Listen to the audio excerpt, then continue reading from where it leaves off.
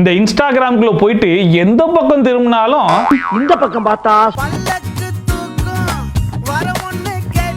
இந்த பக்கம் பார்த்தா சரி பின்னால திரும்பி பாப்போமேன்னு பார்த்தா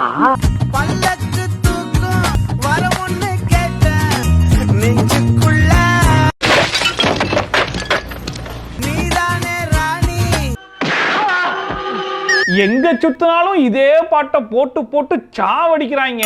அதுலயும் ஒரு பொண்ணு இந்த பாட்டுக்கு டான்ஸ் ஆடி ட்ரெண்ட் ஆவர் ஆயிடுச்சா. அத வேற ஞாபகப்படுத்திட்டீங்க. நெஞ்சமெல்லாம் பொண்ணா இருக்கு தம்பி, மறக்க முடியல.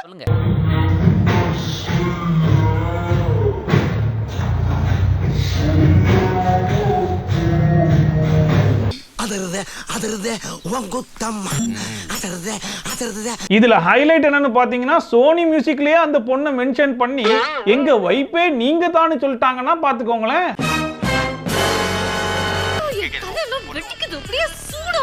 இதெல்லாம் பார்த்துட்டு இதே பாட்டுக்கு ரீல்ஸ் பண்ணி போட்ட பொண்ணுங்களோட மைண்ட் வாய்ஸ் எல்லாம் என்னவா இருக்குன்னா, என்னமோ அவ ஒருத்திக்கு மட்டும் தான் இடுப்பு இருக்கிற மாதிரி விடுக்கு விடுக்குன்னு ஆட்றா, நீங்களும் ஏன்னு வாயை பழந்து பாத்துக்கிட்டு இருக்கீங்க. இது ஒரு பக்கம் போயிட்டு இருக்க, இன்னொரு பக்கம் இந்த ஐபிஎல்ல கமெண்ட்ரி கொடுக்கக்கூடிய லிஜெண்ட்ஸ் எல்லாரும் என்னப்பா எங்களாலலாம் வைப் எல்லாம் கொடுக்க முடியாதா, நாங்களும் வைப் எல்லாம் கொடுப்போம்ல அப்படின்னு சொல்லிட்டு கொடுத்தாங்க பாருங்க ஒரு வைப்பு. போலீஸ் ஸ்டேஷன்ல பைத்தியர் ஆஸ்பத்திரியா? எஸ்ஐ சார், ஐயோ இங்க பாருங்க சார், ஒரே பைத்தியங்களா இருக்கு sir. Sir SI sir, SI sir. இதுல ஹைலைட்டே நம்ம பத்ரிநாத் தான். அந்த கேரக்டராவே மாறி பெர்ஃபார்மன்ஸ் பண்ணிருக்காரு. நம்ம மாற்ற வேண்டியதான்.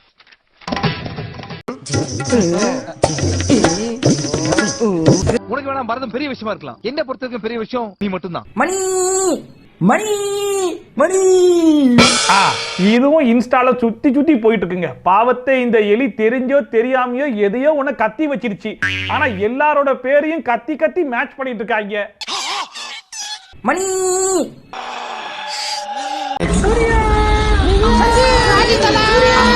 இப்ப பாருங்க, நான் ஹரின்னு சொல்லிட்டு கத்துறேன், அது கூட மேட்ச் ஆகும் பாருங்க. ஹரி ஹரி ஹரி மேட்ச் ஆச்சா?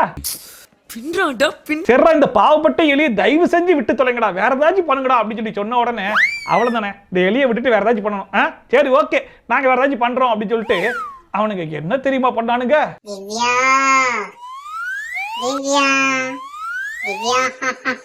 நான் செவனே தானா போய்க்கிருந்தேன். யாரு வம்பு தும்புக்காச்சும் போனா கௌரவம் கௌரவம்னு என் கௌரவத்தையே ஆரம்பிச்சிட்டீங்களா.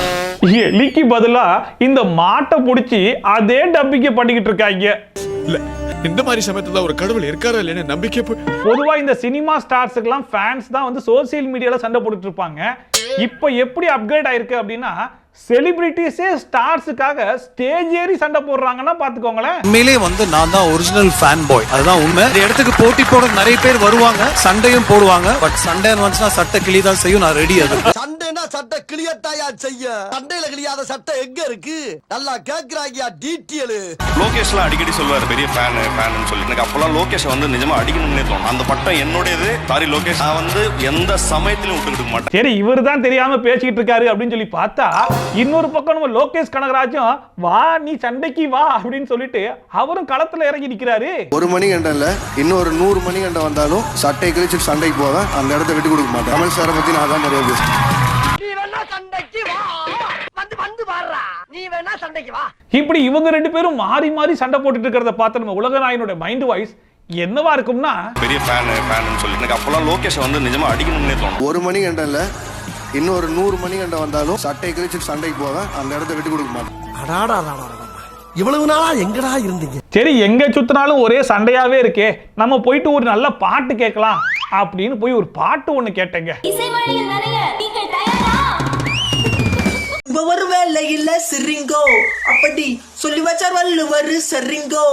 பாம்பு வந்து கடிக்குது, பாழுமனம் துடிக்குது, அப்போ வருமா சிரிப்பு? அப்போ வரல, ஆனா நீங்க பாடி முடிச்சதுக்கு அப்புறம் இப்ப குபீர்னு சிரிப்பு வருது. ஆமா நான் வாங்கி வச்சிருந்த முறுக்கு எங்க காணோம்? இங்க வா.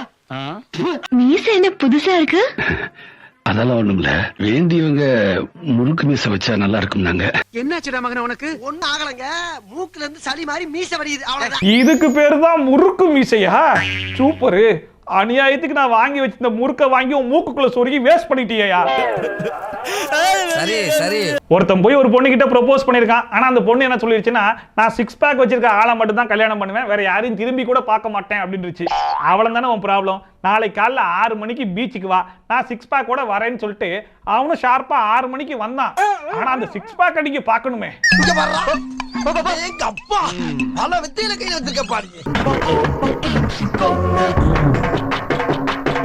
காம்படிஷன் நம்மள அடிச்சுக்க ஆள்ல நினைச்சேன். இவன் டஃப் குடு. அடுத்ததான் நம்ம பார்க்க போறது ஒரு கிட்னி டச்சிங் வீடியோ.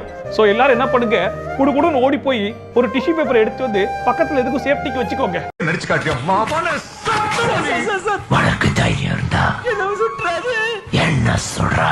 பெருமாள் சத்தியமா அந்த 5 கொலையும் என்ன தப்பு பண்ணதே நான் தான். யார் பாயவன்?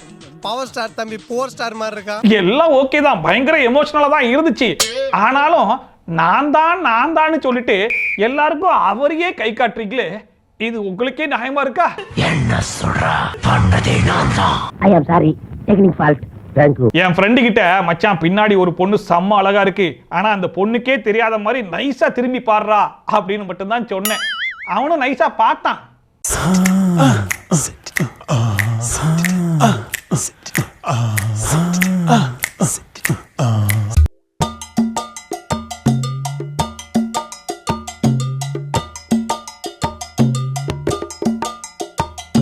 அம்மாடி காம பார்வையாளருக்கு எப்படி அவன் அந்த பொண்ணை தான் பார்த்தான்னு அந்த பொண்ணுக்கே எந்த ஒரு சந்தேகமும் வராத அளவுக்கு நைஸா பார்த்தான் பாத்தீங்களா?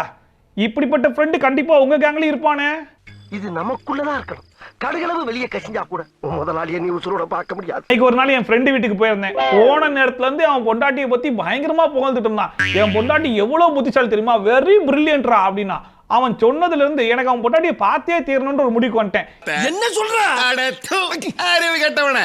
எங்கடா அவன் ஒய்ஃப் நான் பார்க்கணுமே அப்படின்னு சொல்லி கேட்டதுக்கு, போய் அந்த பால்கனில எட்டி பாடுறான்னு சொன்னான். நானும் போய் எட்டி பார்த்தேன்.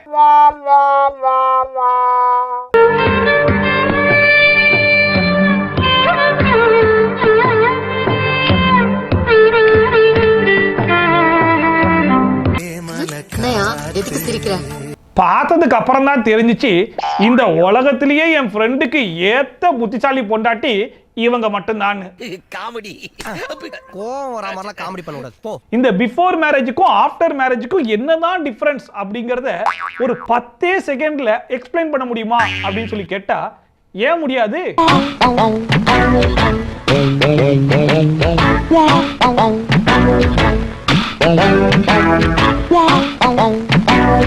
அம்புடுதான் வித்தியாசம். இதுக்கப்புறம் நீங்களே முடிவு பண்ணிக்கோங்க, கமிட் ஆகணுமா வேணாமா அப்படிங்கறத. என்னடா கல்யாணம் புது பீஸா தான் சொல்லுது, பழைய பீஸா தான் சொல்லுது. I can't take this. சரி ஓகே, ஃபைனலா ஒரு அப்பா வந்து அவரோட பொண்ணுக்கு ஆசையா ஒரு பைக் வாங்கி கொடுத்து என்ன ஏத்திக்கிட்டு ஒரு ரவுண்டு கூட்டிட்டு போமா அப்படின்னு ரொம்ப அன்பா கேட்டாரு. அந்த பொண்ணும் கூட்டிட்டு போச்சு.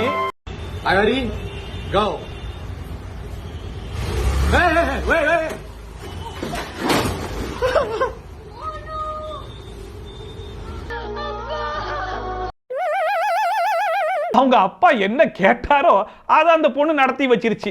This is what we call it as dad's little princess. இன்னும் ஒரு காமா. Dad's little princess. சாமி.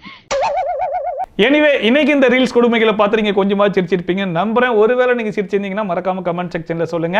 அண்ட் இந்த வீடியோ உங்களுக்கு உண்மையிலேயே பிடிச்சிருந்துச்சு அப்படிங்கிற பட்சத்தில் மறக்காம லைக் பண்ணி சப்போர்ட் பண்ணுங்க. அப்பதான் இந்த யூடியூப் காரன் 4 பேர்கிட்ட போய் நம்ம வீடியோ காட்டுவோம். ஓகேங்களா? உங்களால நம்ம வீடியோ 4 பேர் கண்ணில் பட்டா நல்ல விஷயம் தானே. ஸோ லைக் பண்ணி சப்போர்ட் பண்ணுங்க. அண்ட் அடுத்த என்ன கண்டென்ட் பண்ணலாம் அப்படின்ற உங்களுடைய சஜஷனையும் மறக்காம கமெண்ட் செக்ஷன்ல சொல்லுங்க. வித்தியாசமான கண்டென்ட் ஏதாவது சொன்னீங்கன்னா மறக்காம அதையும் நம்ம எடுத்து சிறப்பாக செஞ்சிடலாம். ஓகேவா? அண்ட் இதே மாதிரி ட்ரோல்ஸ் அண்ட் ரிவ்யூஸ்லாம் நீங்க கண்டினியூஸா பார்க்கணும்னு நினைச்சீங்கன்னா மறக்காம சப்ஸ்கிரைப் பண்ணிட்டு பக்கத்துல ஒரு பெல் ஐகான் கமுக்கமா ஒரு கோணி பைய மண்டையில போட்டே உட்காந்துருப்பான். அவன் மண்டையில நறுக்கு கொட்டி விட்டீங்கன்னு வைங்களேன், நான் போடுற வீடியோட நோட்டிஃபிகேஷன்லாம் உங்களுக்கு டான் வந்து சேர்ந்துடும். ஸோ மீண்டும் இதே மாதிரி ஒரு சூப்பரான வீடியோவோட, சூப்பரான ரிவ்யூவோட, சூப்பரான ட்ரோலோட உங்களை வந்து சந்திக்கிறேன். That's bye from Shafi. Tata, bye and take care.